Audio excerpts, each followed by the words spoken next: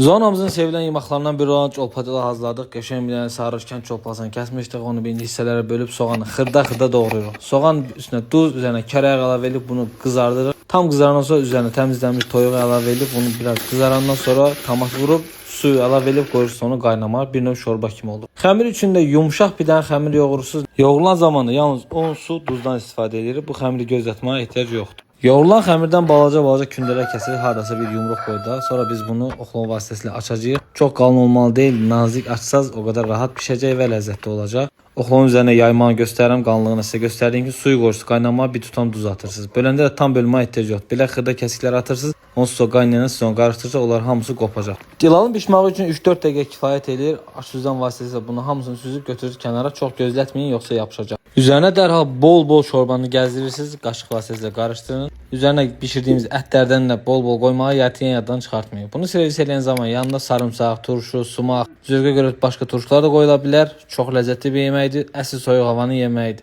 Nuş olsun.